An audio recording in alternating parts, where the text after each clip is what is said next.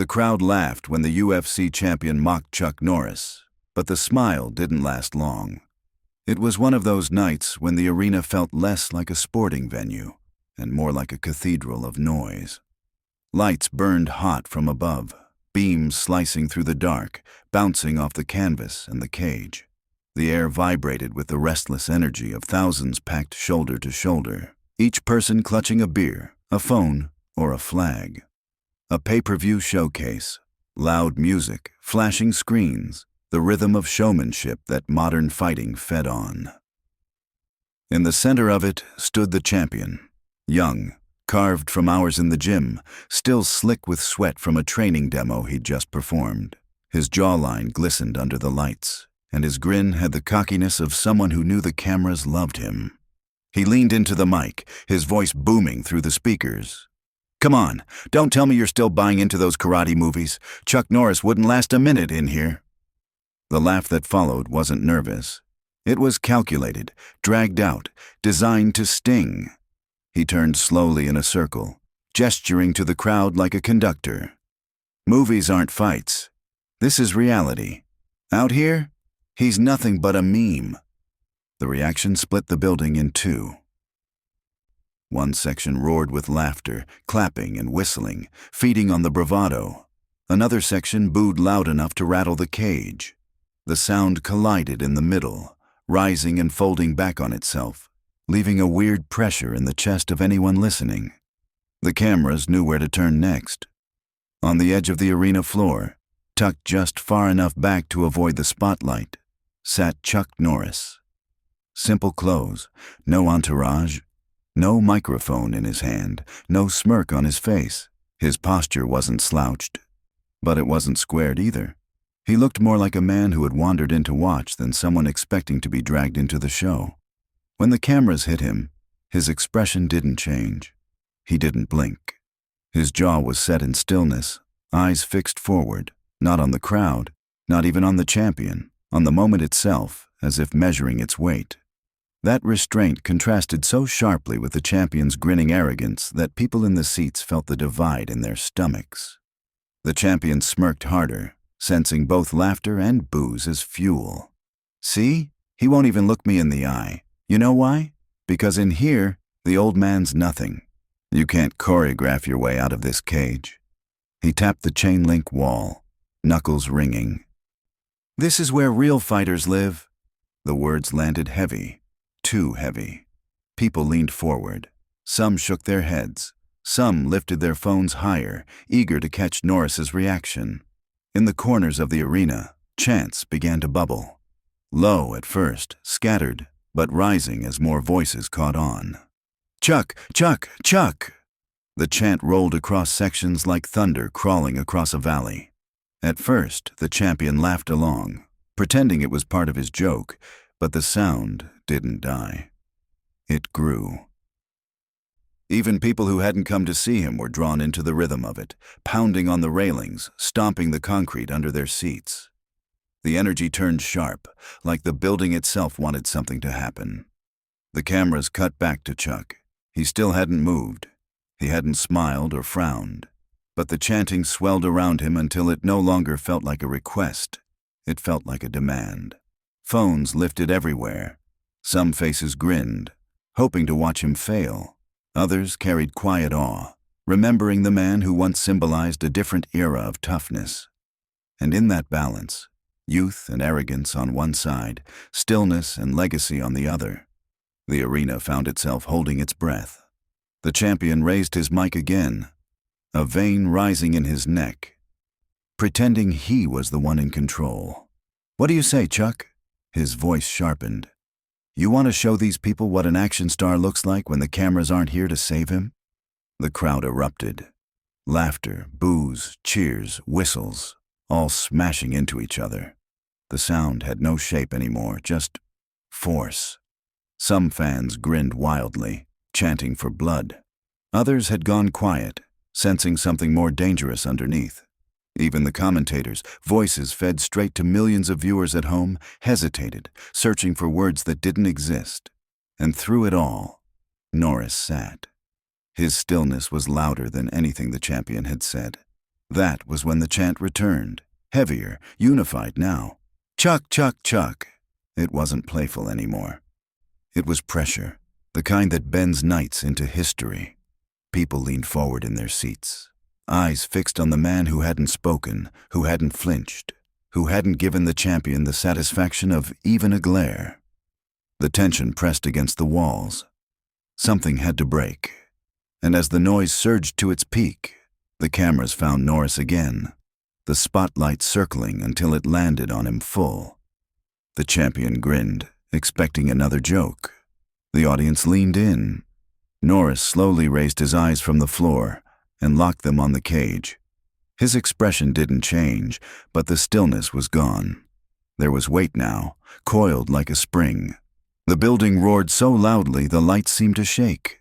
The night had shifted. And it was no longer the champion holding the crowd. Just wondering, "Where are you watching from?" "Write it down, Bello." The champion didn't wait for silence.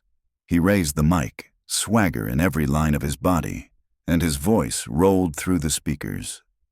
"Your movies are make-believe, old man. Let's see what happens when a real fighter steps in here." He dragged the mic head across the fence, the screech making people wince. Laughter bubbled up again, cruel and expectant. All eyes shifted back to Chuck Norris. Still seated, he looked like stone, not carved but weathered, the kind that outlasts wind and water. He hadn't moved, not a flinch, not a smirk. The contrast between the champion's restless showmanship and that stillness filled the air with static. The crowd fed on it, chants rising, splintering, then merging into one pounding rhythm. Chuck, Chuck, Chuck! The sound wasn't just noise now. It was demand. The cameras hovered on Norris, as if waiting for the earth itself to tilt. And then it did. He stood. There was no grand gesture. He rose slow, deliberate, as if unrolling time. It was a small act, yet the effect was seismic. Conversations choked mid-sentence. The laughter died. People craned their necks. Phones went higher. Security glanced at each other, unsure if they were supposed to step in or stand down. He didn't look left or right. He walked toward the cage like a man walking to a door he had been through many times before. The aisle cleared without orders, shoulders pressed back, chairs scraped. A teenager in a replica hoodie froze with his phone half raised, too overwhelmed to record. When Norris passed, the boy whispered something no one could hear. At the cage door, an official hesitated. A hand twitched toward Norris's chest, then dropped. The referee inside shifted uncomfortably. None of them wanted to be the one who said no. The lock clanged and the door cracked open. The champion bounced on his toes, smirk plastered back on, but his eyes gave away something else, a flicker, a misstep in rhythm. He masked it with bravado, throwing 3 quick shadow jabs at the air, mugging for the cameras. "No rules, no scripts. You ready for real life, Grandpa?" Norris didn't take the mic. His voice carried without one. "No strikes. Control only." The words landed differently than the usual pre-fight banter. They weren't negotiation. They were law. The referee blinked and nodded, almost relieved to have something clear to cling to. The champion laughed, too loud, like he could drown the unease leaking into him. "Control, huh? Don't worry. I'll control this whole cage." He flared his arms to the crowd. A ripple of cheers and boos collided, spinning into a roar. Norris slipped off his jacket and handed it to the official. No warm-up, no stretches. Just one roll of his shoulders, small and quiet, as if making an inventory of bones and tendons that knew their work. He stepped through the door. The cage swallowed him. The clang of it shutting behind felt like thunder cracking through the rafters. The crowd's noise swelled, then fell into an expectant hush so deep the hum of lights overhead became audible. The 2 men faced each other in the center. The champion was all twitch and energy, shoulders loose, chin tucked, hands alive. Norris stood like he had nothing to prove. Hands lower than convention, head tilted slightly, eyes steady as a pendulum.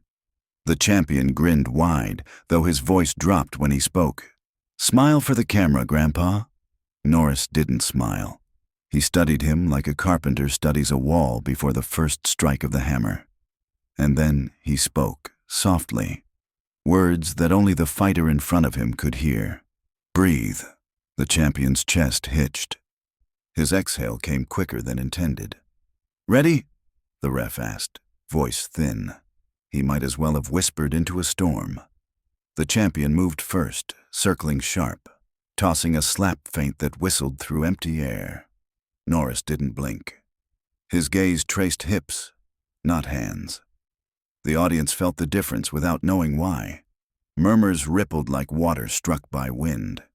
"Time's ticking," the champion said, and then he lunged. A collar tie shot forward, knee lifting behind it, quick and brutal. The arena gasped.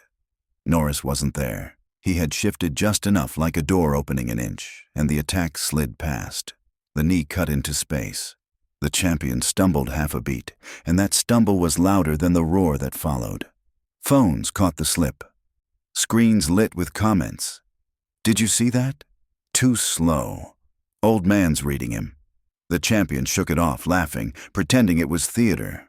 But his jaw tightened on the second laugh. He circled again, faster, snapping jabs into air. Norris moved only enough to remain centered, lines unbroken. 30 seconds left, the ref said, though nobody heard. Norris shifted his hands forward, just an inch, a suggestion of a boundary. The champion swatted at it, shoulders flaring open wider than he intended. His feet scraped on the canvas, a sound that sliced the quiet and made the whole crowd flinch. It was nothing, except it wasn't. The building felt it. The boy in the hoodie shouted, "He slipped," but his voice was swallowed in the thunder. The champion regrouped, grinning, angry now beneath the smile. He surged again, hips dipping, hands fast, trying to crash through the calm. Norris's palm met a wrist, his other hand brushed a triceps, and his weight shifted 1 degree. Suddenly the young man's balance tilted, not lost, but threatened. The crowd roared at the scrape of feet on canvas, as if gravity itself had betrayed him. The champion yanked free, breathing harder now. The grin stayed but too wide, too forced. Norris's voice carried again, not for the crowd, just for the man. "Don't chase!" It sounded like advice. It felt like warning. The champion stepped forward anyway. And in that second, as heel lifted and eyes locked, the arena braced for history to write its next line. The champion charged forward like a man rehearsing his own highlight reel.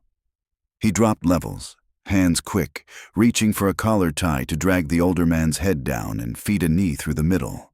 The crowd swelled with noise, phones lifted, voices rising for impact. But Norris moved with the economy of someone who had nothing to prove. He didn't block the tie. He let it close on absence. The champion's hand clutched air, and his knee rose into nothing. The miss was small, a flicker, but everyone felt it in their gut. The sound of breath sucked through teeth rolled around the arena like wind before thunder. The grin stayed fixed on the young man's face, but the timing betrayed him. He reset fast, snapped a jab at range, feinted again. Norris didn't blink. His gaze never left the hips, a half pivot of the foot, shoulders square, and the punch fell into the void. The crowd fractured, half chanting the champion's name, half pounding out "Chuck, Chuck," until the walls rattled. The cage mesh shivered from fists banging on it. The referee drifted in the corner, palms raised, trying to be visible without intruding. The champion switched tactics, smart this time. A steering wheel grip, left on the wrist, right on the back of the head, torque for a throw. He pivoted, counting on muscle memory to carry the weight. Norris turned his chin slightly, moved his stance an inch, and the wheel spun without an axle. The throw evaporated. A squeak of rubber from the champion's foot pierced the hush. In the rafters, someone shouted, "He slipped!" But the excuse dissolved in the air. He disguised the stumble with a slap to Norris's shoulder, grinning wider, but the breath in his chest came too sharp, too fast. Norris didn't rush. He let the math hang in the young man's bones. Then he shifted, not forward, not back, but into the moment. His hands floated to the right places, one brushing near the wrist, one hovering at the triceps. The champion pressed again and felt geometry itself push back. The cage went silent, waiting for the next move. Desperate to reclaim ground, the younger fighter feinted a hard hook. Norris didn't slip it. He simply wasn't there anymore. His head left the line. His feet carried him to safety before the glove had a target. Leather brushed fabric. The laughter that followed was short, nervous, and cut off as quickly as it started. Pride pulled the champion forward. He dropped for a body lock, arms around the torso, chest to chest. This was raw force, meant to prove a point. His forearms locked, legs driving. Norris's elbows sank, hips hidden. He created a seam as thin as paper and guided the push into it. Pressure turned soft. The knot untied itself. The champion stumbled 2 steps sideways. The audience inhaled sharply, the way people do when a car misses by inches. Phones lowered. Some spectators reached for railings, steadying themselves though nothing had touched them. For a breath, the 2 men were still. Norris's right hand rested lightly against the ridge of the sternum, not a strike, but a locator. His left controlled the elbow, a twist of the waist no larger than a coin roll, and the lock melted. The young fighter's posture broke for a blink. Then came the only strike. It wasn't dramatic, not even loud. A short, vertical heel of the palm to the solar plexus, perfectly timed as the champion's lungs emptied from effort. The sound was a muted thump, but the reaction told the story. His eyes widened, his diaphragm seized, his breath vanished. He didn't collapse, but the structure of his body betrayed him. The silence that followed was heavier than the roar. Even the commentary booth held its tongue. 1,000 phones dipped, as if their owners forgot the point of recording when something real unfolded in front of them. Norris didn't follow. He let the moment breathe. Let everyone witness what control looked like. The champion struggled for air, jaw clenched, smile too bright and too wide, like a mask with a crack. Finally, words broke through the tension. One commentator's voice cracked. "Did you hear that? Norris just—" He never finished. The arena itself erupted instead. Half screamed triumph, half disbelief, all of it thunder rolling down concrete. The champion shook his arms out, bouncing, trying to prove nothing had happened. But each breath betrayed him, deeper and rougher. He jabbed at air, searching for rhythm, but Norris's eyes didn't budge. They stayed fixed on the one line the young man had to cross. 10 seconds, the referee called, though his voice sounded distant. The champion set himself for one final surge, pride forcing his frame into motion. Norris shifted a single foot the length of a card, right hand poised, calm as if he'd known the script all along. The crowd leaned forward, thousands of bodies tilting as one, waiting for the minute to end or explode. And in that tilt, in that silence between heartbeats, the arena understood. They had underestimated the man who hadn't raised his voice once. The strike to the solar plexus had been quiet, almost polite, yet it left the champion shaken in a way a cut or bruise never could. His grin slipped, then stiffened, his chest still working to find rhythm. Around them, the crowd changed tone. Roars bending into disbelief. Phones jerking upward as though recording would make sense of what eyes could not. But pride doesn't fade in front of thousands. The champion rolled his shoulders, wiped sweat with a forearm, and came forward again, harder, sharper, meaner. No more half-jokes, no more feints thrown to amuse the audience. This was attack stripped down, hooks with bad intentions, knees driving straight, hips twisting like a piston. The cage felt smaller under that pressure. The chant split the room, half baying for blood, screaming, "Finish him!" The other half pounding out, "Chuck! Chuck!" until it rattled the lights. The sound wasn't applause anymore. It was thunder fighting with itself. Norris didn't match speed with speed. His steps were slight, his head movement minimal, as though he were trimming fat from each second. Hooks swished into the air by inches. Knees scraped past the line where his body had been a blink earlier. To the cameras, it almost looked lazy. To anyone watching closely, it was terrifying. Precision calm enough to erase chaos. Still, the champion's youth, his engine, made the air electric. He cornered Norris against the fence, chest rising and falling in fast bursts. Then he pounced, arms shooting inside, biceps tight against ribs, a perfect clinch, head pressed under the chin, hands locked behind the back. The optics screamed dominance. Commentators finally found their voices.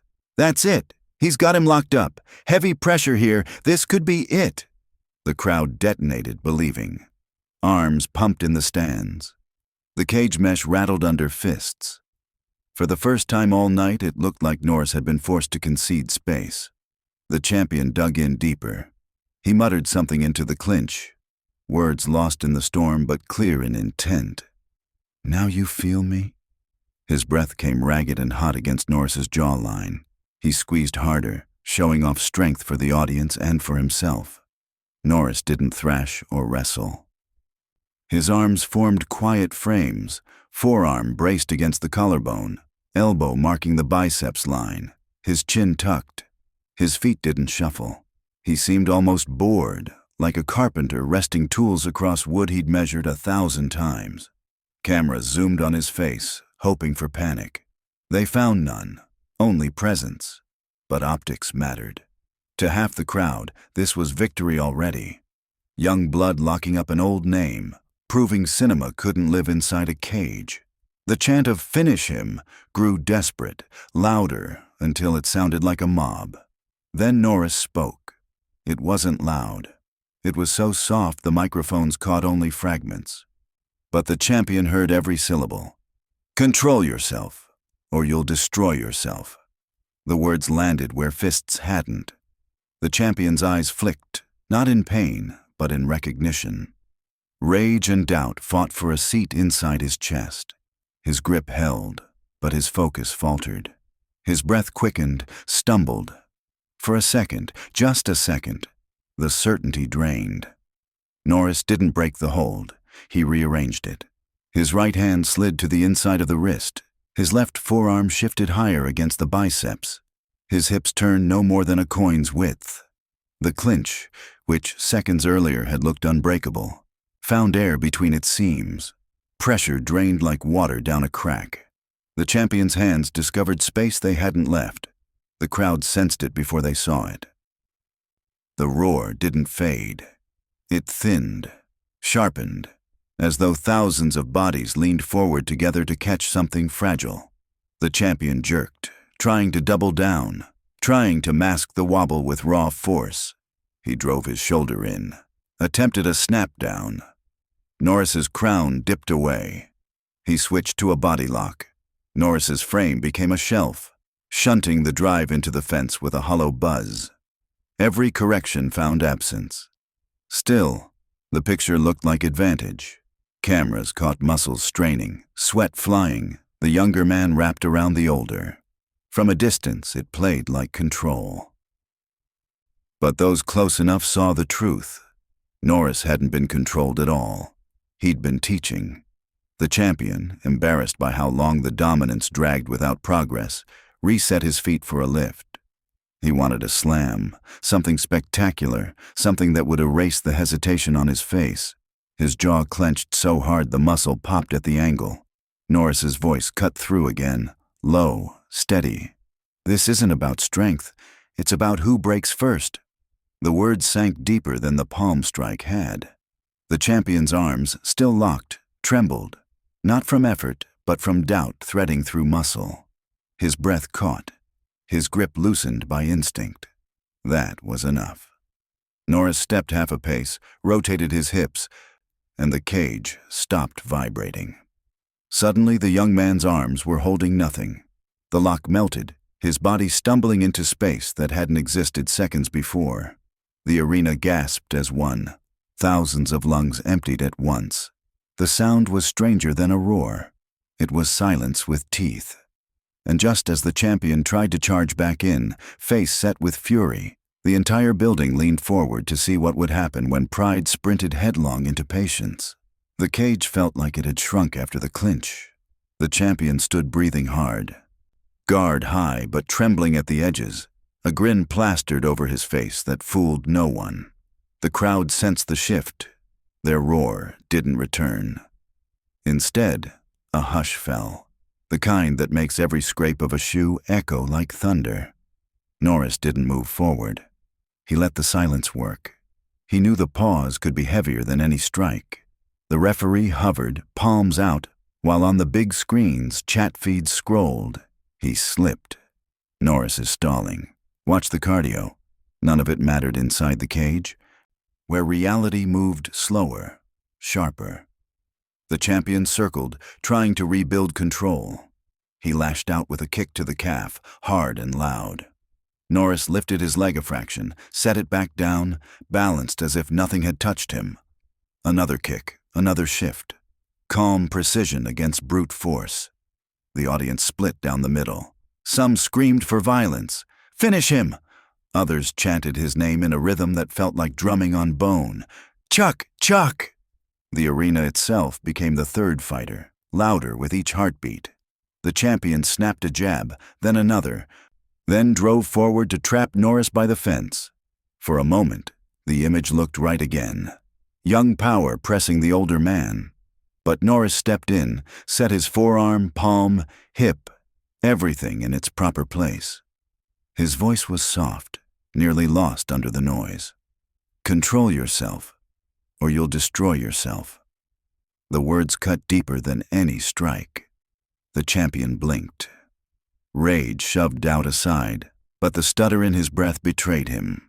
The crowd didn't hear the words, but they felt the hesitation ripple through the cage. He clinched again, shoving hard, but the lock fell apart like water in his hands.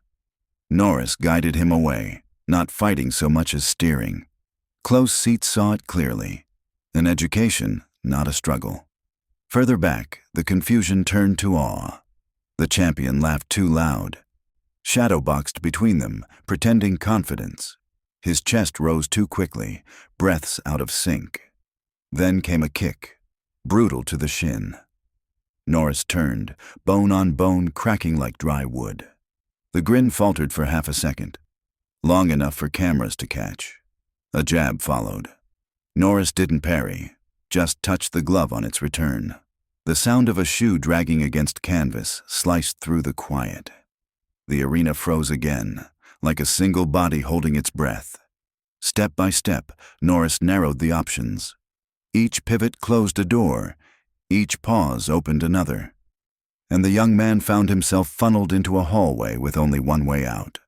Forward, pride demanded he take it. "Breathe," Norris said again, and this time it landed like an insult. The hook came hard, sharp, professional. Norris slipped past it, eyes fixed on his opponents, delivering the message without words. "I don't need to hit you. I already own the moment." The silence grew heavier than the noise had ever been. The chants collapsed. People leaned forward, hands clutching railings, waiting. Then Norris stepped back, his first retreat.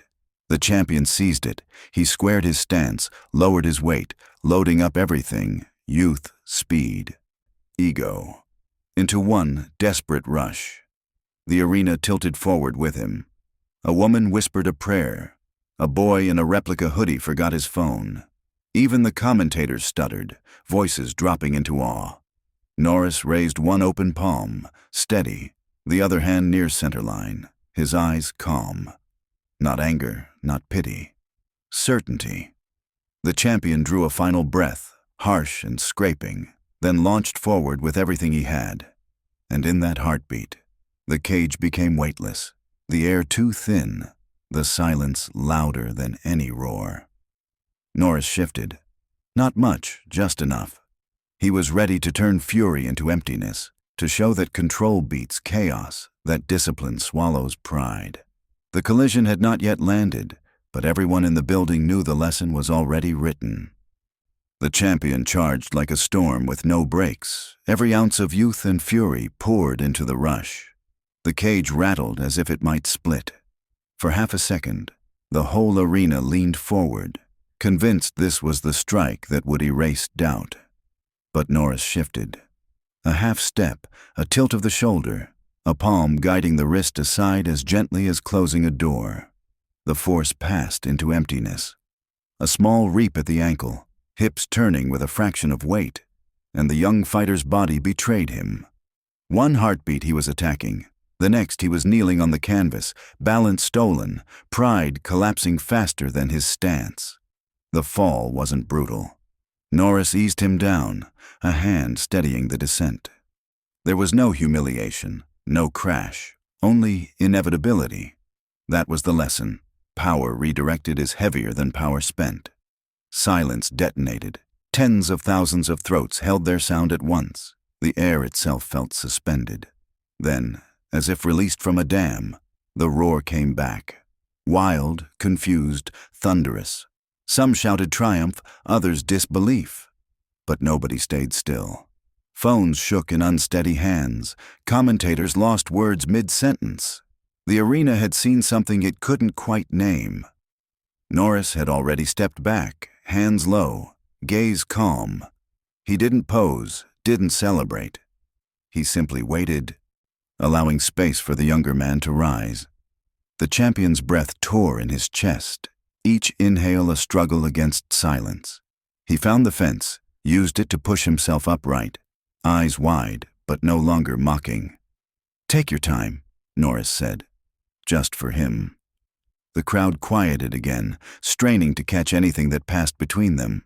The referee stayed ready but unneeded. Slowly, the champion straightened, the bravado gone. He saw in front of him not an opponent, not an actor from old films, but a mirror of what discipline looked like when stripped of spectacle. Norris's eyes held him steady. "Breathe," he said once more. Not command, not correction, but release. The word struck harder than any punch. The young man's shoulders dropped. The fight was technically still live, but the battle had ended. He nodded, small, almost private, and extended a glove. The gesture wavered, but it was real. Norris accepted it with a single touch, brief and unceremonious. "I hear you," the champion muttered, voice raw, carrying in the hush. There was no surrender, only recognition. It was enough. Applause began scattered, then grew, rolling through the arena until it was a tide of hands striking together. Not the chant of earlier, not bloodlust, but something closer to gratitude. Strangers embraced. Others wept openly. For once, victory meant less than the dignity with which it was handled. The champion lowered his head, brushed his glove against his chest, then turned to leave. The crowd opened a lane for him. No jeers followed. Some even reached out to tap his shoulder. He walked away changed, his face stripped bare of the performance he'd carried in. Norris left without flourish. He shook off the microphone an official tried to hand him, slipped on his jacket, adjusted the cuff. The crowd roared his name again, but he gave only the smallest lift of a hand in thanks. He glanced once at the cage, the place where ego had burned out and respect had been born, then stepped calmly into the tunnel. The last image the cameras caught was not of triumph, but of character. A man walking away without needing a headline, leaving behind a space quieter, heavier, and somehow cleaner than before. That night, the fight wasn't about youth or age, fame or legacy. It wasn't even about who won. It was about what remains when the noise dies and the lights dim, the discipline to stay calm when chaos screams, and the respect that turns combat into something unforgettable.